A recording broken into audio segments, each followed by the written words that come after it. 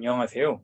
오늘 지속가능한 국제협력과 디지털 트랜스포메이션이라는 주제로 발표할 유엔협회 세계연맹 김용재 담당관입니다.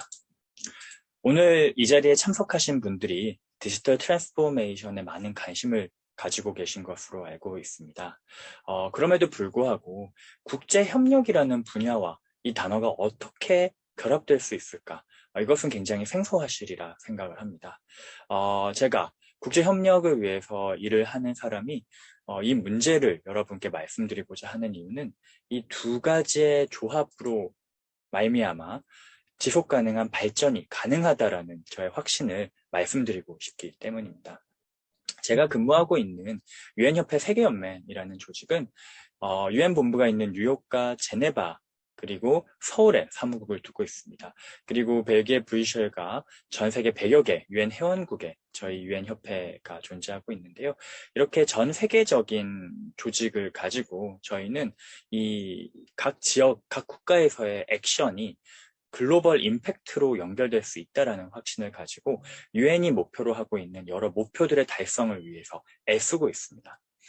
전 세계 각국에서 온 뛰어난 인재들이 저희와 함께하고 있는데요. 이 친구들이 고민하고 있는 목표는 지금 화면에 보시는 것과 같은 17개 SDG라고 많이 들어보셨을 겁니다. 지속가능 발전 목표라는 것입니다. 유엔이 2015년에 발표한 목표인데요. 2030년까지 빈곤에서부터 환경 문제, 양성평등, 교육, 그리고 평화와 파트너십에 이르기까지 정말 인류의 미래를 위해서 꼭 필요한 것들을 세부적인 목표와 함께 발표를 했습니다. 이러한 목표를 달성하기 위해서 저희뿐만 아니라 유엔 산하의 수많은 전문 조직들이 함께 애쓰고 있습니다. 여러분들 잘 알고 계시는 총회라던가 안보리를 포함해서 경제사회 이사회를 비롯해 유네스코, 유니세프와 같은 수많은 조직들이 어떻게 보면 한 나라의 정부 조직과 비교해도 훨씬 비대하다고 할 수 있을 정도로 많은 인원이 근무를 하고 있습니다. 그렇지만 여러분들이 요즘 그런 말씀 많이 하시죠. 그 아프가니스탄이라던가 미얀마에서 일어나는 상황들을 보시면서 도대체 유엔은 뭐 하고 있느냐라는 비판이 많이 있습니다. 특히 이 코로나 바이러스 코비드-19라는 이 글로벌 팬데믹으로 인해서 도대체 WHO도 유엔 조직이죠. 이런 조직은 뭘 하고 있느냐? 초동 대응을 잘했으면 이런 상황까지 발생하지 않았을 것 아니냐라는 비판도 존재합니다. 이러한 문제가 모두에게 삶에 심각한 영향을 미치고 있기 때문이죠.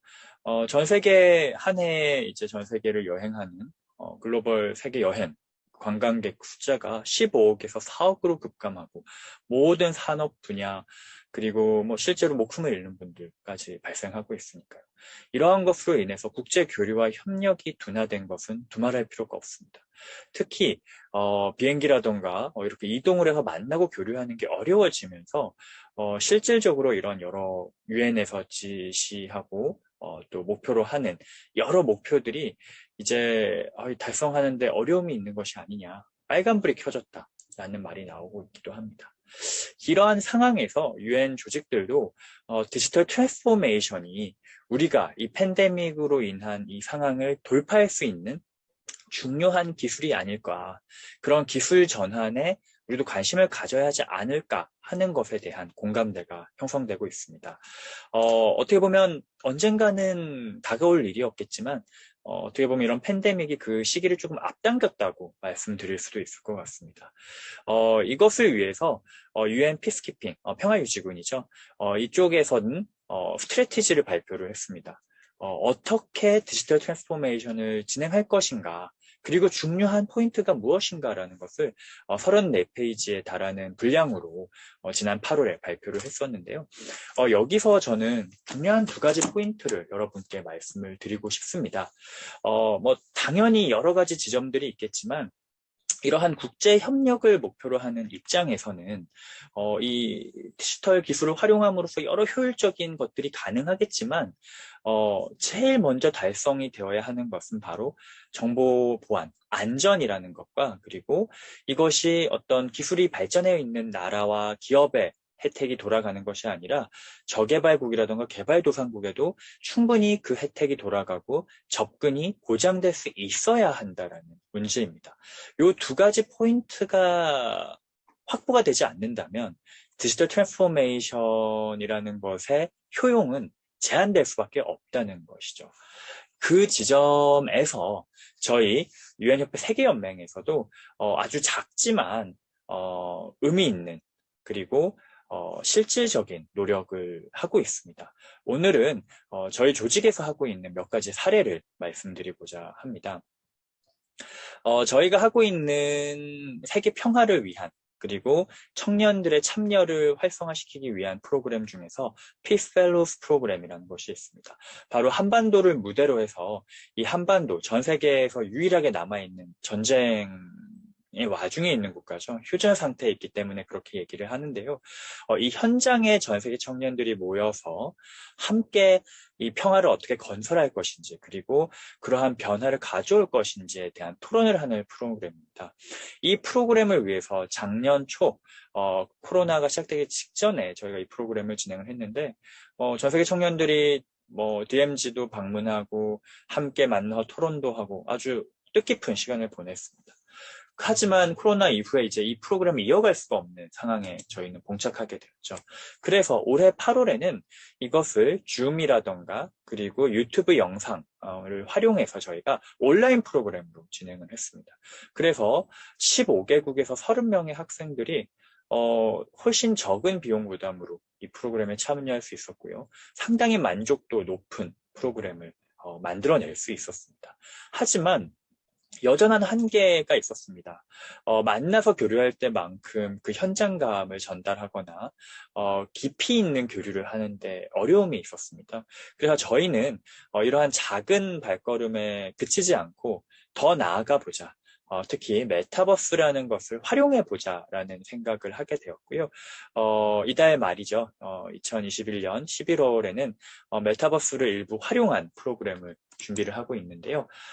사실은 메타버스라고 하기에 여전히 제한적이지만 저희는 제페토를 활용해서 이 UN 본부를 현장감 있게 월드맵을 구축을 하고 있고요.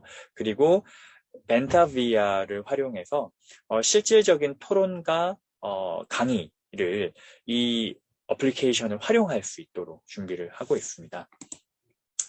특히 저희가 이제 제페토로 구축을 하는 월드맵은 지금 화면에 보시는 바와 같이 UN 본회의장, 안보리 회의실, 그리고 UN 본부 건물을 전부 활용해서 SDG를 알리고 많은 사람들한테 친근하게 UN이 하고 있는 것들을 알리기 위한 목표로 만들어졌는데요. 너무 감사하게도 여러분들 잘 알고 계시는 BTS가 최근에 문재인 대통령을 모시고 UN 본부에 방문을 해서 Permission to Dance라는 노래를 부르고 춤을 췄죠. 이 덕분에 저희 이 월드맵도 오픈하면 많은 관심을 받을 것이라고 저희가 기대를 하고 있는데요. 이러한 어떻게 보면 선한 영향력이라고 얘기할 수 있는 BTS의 그런 인식과 저희가 노력하고 있는 UN에서의 여러 목표가 함께 이런 효과를 낸다면 메타버스라는 기술이 그것에 아주 좋은 시너지를 만들 수 있지 않을까라는 기대를 가지고 있습니다. 제한된 시간이기 때문에 간단하게 저희가 영상을 준비를 했는데요. 아직 오픈 전이라 저희가 그냥 간단한 영상으로만 준비를 했습니다. 이런 식으로 아바타를 활용해서 이 월드맵에 들어가서 정말 아무나 들어갈 수 없죠. 현재는 이 UN 안보리 회의실에서 같이 장면도 보고 역대 UN 사무총장님들의 사진을 보일 수도 있고요. 실제 UN 사무총장님, 우리 반기문 사무총장님이 근무하셨던 집무실에도 들어갈 수 있습니다. 그래서 이러한 것을 저희가 실제 활용을 해서 학생들이 더 많은 관심을 가질 수 있도록 메타버스 기술을 활용하겠다라는 생각을 가지고 있고요.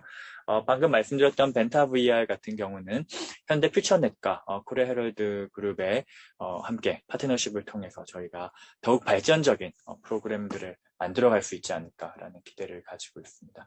멘타 VR 같은 경우는 여러분들 함께 지금 사용하고 계시기 때문에 더 구체적인 말씀은 필요가 없을 것 같은데요. 기존의 어떤 줌이나 게더타운만으로 프로그램을 진행할 때 갖는 여러 한계점을 이를 통해서 극복해 갈 수 있지 않을까라는 기대를 가지고 있습니다. 아무래도 이 현장감이라는 것, 그리고 마주보고 있을 때의 유대감을 조금이라도 그 갭을 줄일 수 있는 방법을 찾기 위해서는 이러한 기술적인 도움이 굉장히 중요하다고 생각을 합니다. 그리고 제가 추진하고 있는 메타버스 파트너십의 또 한 가지는 바로 직방에서 추구하고 있는 메타폴리스입니다. 사실 이 메타폴리스라는 것이 가상 오피스를 개념으로 잡고 있기 때문에 뭐 국제적인 협력과 이게 무슨 관계가 있냐라는 생각을 하실 수도 있습니다. 하지만 저희 같은 경우에 사무총장님은 제네바에서 근무를 하시고 뉴욕에 저희 동료들이 근무를 하고 있고요. 저는 서울에서 근무를 하고 있습니다. 근무하는 시간도 다르고 공간도 다르다 보니까 어떤 정보를 공유하고 회의를 하는 것도 굉장히 많은 어려움이 있습니다. 줌이라는 어플리케이션을 활용을 하지만 그 약속을 잡기 위해서 이메일을 보내고 확인했는지를 체크하고 굉장히 많이 공이 들어가게 됩니다. 하지만 이 메타폴리스를 활용할 경우 저희가 그냥 여기 사무실에 출근을 하면 거기서 만나고 대화를 할 수 있는 것이죠. 그리고 소회의실에 들어가서 회의를 할 수 있고요. 그래서 저희는 이 메타폴리스 팀과 함께 이번 베타 테스트에 참석을 해서 오픈아 차원에서도 3개 대륙에 근무하고 있는 직원들이 함께 이 가상 오피스에서 근무하는 새로운 시도를 해보려고 합니다. 그래서 이것은 뭐 유튜브에도 올라와 있는 영상이라서 많이 이제 보신 분들도 계실 텐데요. 이런 식으로 여긴 지금 다 한국 분들 이름이 있고 영상이 뜨지만 전 세계에서 근무하고 있는 국제기구 직원들이 이런 식으로 협력을 하고 자료를 공유할 수 있다라고 생각을 하면 이것이 단순한 어떤 행사가 아니라 우리의 일상의 업무와 전 세계적인 협력을 근본적으로 증진시킬 수 있는 하나의 도구가 될 수 있다라는 얘기를 드리고 싶습니다. 제가 오늘 뭐 여러 가지 말씀을 드렸지만 아직은 정말 작은 조약돌을 하나 던질 것만 같은 시도라고 생각을 합니다. 정말 전환이라는 단어를 쓰기에는 아직 미약하다고 생각하실 수 있는데요. 그럼에도 불구하고 저는 이러한 인식의 전환이라는 것이 정말 중요하다라는 생각을 합니다. 쇼생크 탈출이라는 옛날 영화에 보면 모건 프리먼이 이런 얘기를 합니다. 정말 이 인식이라는 것의 중요성을 얘기하는 표현인데요. 이 감옥의 철책이라는 것이 참 웃기다라는 얘기를 합니다. 처음에 이 죄수들이 감옥에 갇히게 되면 저 담장을 굉장히 증오하고 저기를 어떻게 해서든 넘어서 벗어나고 싶어 하지만 시간이 지나면 그 담장 안에 이제 적응을 하게 되는 거죠. 수능을 하게 되고 또 충분한 시간이 막 수년의 시간이 지나고 나면 그러한 담장이라는 제한에 익숙해져 버리고 만다라는 얘기를 합니다. 이 얘기가 함의하는 바는 우리가 정말 여러 시도와 도전을 함으로써 더 나은 상황을 만들 수 있음에도 불구하고 주어진 한계를 당연하게 받아들이게 되면 변화를 꿈꿀 수 없다라는 교훈을 담고 있는데요. 저는 이 디지털 전환이라는 것도 이러한 인식의 전환과 맥을 같이 한다고 생각을 합니다.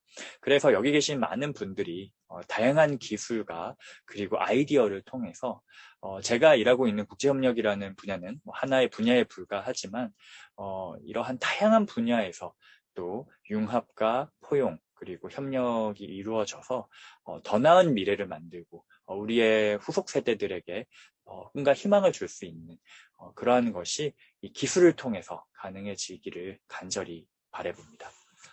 긴 시간 이야기 들어주셔서 감사드립니다.